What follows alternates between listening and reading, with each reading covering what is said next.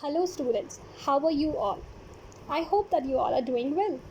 Chaliye, today we are going to start with our new chapter, that is agriculture, and this is very important chapter for us to understand because the same chapter is going to come in class 10th. You're gonna read this chapter, you're gonna study about this, but हाँ ज़्यादा description के साथ, ज़्यादा अच्छे description के साथ आपको इसको डिस्क्राइब जो हुआ है 10th क्लास में, वो बहुत ही ज़्यादा ब्रॉड डिस्क्राइब हुआ है.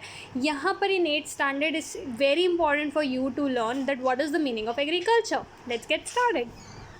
सो agriculture is the science and the art of, यानी एक साइंस भी है और एक कला भी है, आर्ट भी है, of cultivation on the soil. Soil पे कल्टिवेट करना यानी खाना उगाना. रेजिंग क्रॉप को रेज करना, बड़ा करना. And rearing life stock. Rearing life stock का मतलब होता है जानवरों को पालना. सो बेसिकली एग्रीकल्चर एक आर्ट है जिसमें the human being stage very close with the nature. Human being जहाँ नेचर के बहुत ही ज़्यादा क्लोज होता है, हम उस प्रोसेस को एग्रीकल्चर कहते हैं या फिर हम प्राइमरी एक्टिविटी भी बोलते हैं. We also call it primary activity. तो प्राइमरी जो एक्टिविटी होती है do involve agriculture, sericulture, horticulture and all these things. So basically what we got to know by this definition, we got to know that soil cultivation on the soil, raising crops and rearing livestock is known as the art of agriculture, means the agriculture. चलिए, let us talk about the farm system. farm का system क्या होता है? So some important inputs like seeds होते हैं उसमें, वो process मतलब are processed by various methods such as ploughing and then give outputs like crop. तो हम क्या करते हैं, हम farms में सीड्स पुट करते हैं, और जब हम सीड्स पुट करते हैं, सीड्स डालते हैं, तो वो कैसे कल्टीवेट होकर निकलता है, वो क्रॉप्स के वे में कल्टीवेट होकर निकलता है और फिर हम उसको एज अ फूड कंज्यूम करते हैं. और इंडिया एक एग्रीकल्चरली बहुत इम्पॉर्टेंट कंट्री है. हमारे यहाँ पे अप्रॉक्सीमेटली कम से कम भी 8000 ईयर्स से एग्रीकल्चर प्रैक्टिस हो रहा है. मतलब इंडिया तो बहुत इंपॉर्टेंट एग्रीकल्चरल लैंड है ना. आप ये देखिए कि 62 to 64% और you can say approximately more than half of the India's population, India की हाफ ऑफ द पॉपुलेशन से भी ज़्यादा, 50% पॉपुलेशन से भी ज़्यादा जो लोग हैं वो किस एक्टिविटी में लगे हुए हैं, दे आर डूइंग फार्मिंग. वो फार्म एक्टिविटी कर रहा है. तो फार्म एक्टिविटी क्या है कि पीस ऑफ लैंड पे सीड्स को कल्टीवेट करना, और फिर सीड्स को कल्टीवेट करने के बाद हम उसे क्रॉप के फॉर्म में लेते हैं और फिर हम उसे कंज्यूम कर लेते हैं. आपको पता है इंडिया की सबसे ज़्यादा स्टेपल क्रॉप कौन सी है, यानी स्टेपल मीन्स इंपॉर्टेंट, कौन सी क्रॉप इंडिया में सबसे ज़्यादा कंज्यूम की जाती है, दैट इज़ राइस. अभी those who are living, we are in Uttar Pradesh, we are living in Uttar Pradesh, तो उत्तर प्रदेश के लोगों को लगता है that wheat is very important. Wheat शायद बहुत इंपॉर्टेंट होगी, बट मैं आपको बता दूँ ये स्टेपल क्रॉप है ऑफ यूपी, पंजाब एंड हरियाणा. इसके अलावा the rice is most consume crop in the country. Rice हमारे यहाँ, इसको पैडी भी बोलते हैं, rice is also known as paddy. तो हमारे यहाँ जो सबसे ज़्यादा कंज्यूम किया जाता है that is rice. Okay, let's see. Here you can see it's a very beautiful scene of farming like this. अगर आप गाँव में गए कभी, you ever traveled in the village area, so you just look at this, how beautiful it looks, right? Okay. Now let us see what are the types of farming. Farming के क्या types हैं. तो farming के types different conditions पर depend करते हैं. जैसे कि हम क्या प्रोड्यूस करना चाहते हैं. कुछ एरिया ऐसे हैं those who want to cultivate rice, कुछ एरिया ऐसे हैं जैसे those who want to cultivate wheat ज़्यादा. So there are so many different areas. तो प्रोडक्शन की एक तो डिमांड क्या है, सबसे ज़्यादा मार्केट में क्या चाहिए. Then we have labour and the level of technology. Labour वहाँ पे मिलेगी या नहीं, लेबर होते हैं मजदूर जो खेतों में काम करते हैं, वो मिलेंगे या नहीं, और टेक्नोलॉजी वहाँ अच्छी है या नहीं. ये चीज़ें क्लासीफाई करती है कि हम कैसे फार्मिंग करेंगे ना, कौन सी फार्मिंग करेंगे. फिर आती है 2 मेन टाइप्स ऑफ फार्मिंग. तो हम यहाँ पे इस चैप्टर में 2 मेन टाइप ऑफ फार्मिंग पढ़ेंगे. तो टाइप्स ऑफ फार्मिंग 2 टाइप की हो जाती हैं. The first one is subsistence farming and the second one is commercial farming. So we're gonna study about these two, subsistence and commercial. Let's see. So here you can see the people are cultivating the crop. यहाँ चावल लगाया जा रहा है. चलिए let's see the next one, subsistence farming को देख लेते हैं. This is the first type of farming. A type of farming in which most of the produce is consumed by the farmers and his family, leaving little or nothing to be marketed. यानी ये एक ऐसे type of farming है जिसमें किसान खेती तो करता है, वो क्रॉप तो प्रोड्यूस करता है, लेकिन वो इतनी क्रॉप नहीं होती कि वो उसको मार्केट में सेल कर आए. तो प्रोडक्शन मार्केट के लिए बहुत ही ज़्यादा कम होता है. मार्केट में सेल होने के लिए इतना ज़्यादा प्रोडक्शन नहीं होता कि वो उसको मार्केट में बेचे. प्रोडक्शन बहुत ही ज़्यादा कम है, स्मॉल प्रोडक्शन है, ज़्यादा प्रोडक्शन नहीं होता है इसमें. There is no maximum production, कम प्रोडक्शन होता है. तो फार्मर क्या करता है, फार्मर उसको अपनी फैमिली के लिए रख लेता है. फार्मर या तो अपनी फैमिली के लिए उसे ग्रो करता है या बहुत ही कम उसके पास बचता है अपनी फैमिली को खिलाने के बाद कि वो उसको मार्केट में सेल आउट कराए. सो हियर यू कैन सी अपने घरों के बाहर प्रिमिटिव फार्मिंग करते हैं लोग. लेट्स सी इसकी भी टाइप है. सब्सिस्टेंस एग्रीकल्चर का सबसे पहला टाइप है intensive subsistence agriculture. Intensive subsistence agriculture क्या होता है, इसमें एक छोटा सा बहुत ही स्मॉलर पीस ऑफ लैंड होता है और ये वर्ल्ड के बहुत ही कम जगहों पे किया जाता है ना, ये बहुत ही कम एरियाज़ में किया जाता है. इसमें क्या होता है, the ratio of the farmers to arable land is so high and the family must produce enough food for their survival and from a very small area of land. यहाँ पे फैमिली के पास कोई ऑप्शन नहीं है, उनके पास एक small piece of land ही है, उसी पे उनको खाना कल्टीवेट करना है और उसी के बाद वो अपने परिवार को, जो पर्सन है वो अपने परिवार को फूड खिला सकता है. Otherwise that is very important to you to know कि सब्सिस्टेंस में क्या होता है. मान लीजिए बड़ा पीस ऑफ लैंड है, बहुत बड़ा, इसमें छोटे छोटे लैंड मतलब फार्मर्स के पास बटे हुए हैं. बहुत ही छोटा पीस ऑफ लैंड होता है, उसी में फार्मर को गुजारा करना पड़ता है खुद के लिए और अपनी फैमिली के लिए, उसको कल्टीवेट करना पड़ता है. Hey you can see cultivable land which is intensively. Intensive का मतलब होता है छोटे से लैंड पे बहुत सारी सीड्स डाल दी, बहुत सारी इस लालच में कि वो हमें ज़्यादा खाना प्रोड्यूस करके देगी. That's why. तो पीस ऑफ लैंड तो नहीं बढ़ा सकते, पीस ऑफ लैंड तो इंक्रीज़ नहीं कर सकते. दैट्स वाई हमने क्या किया, छोटे से लैंड पे इतना प्रेशर डाल दिया.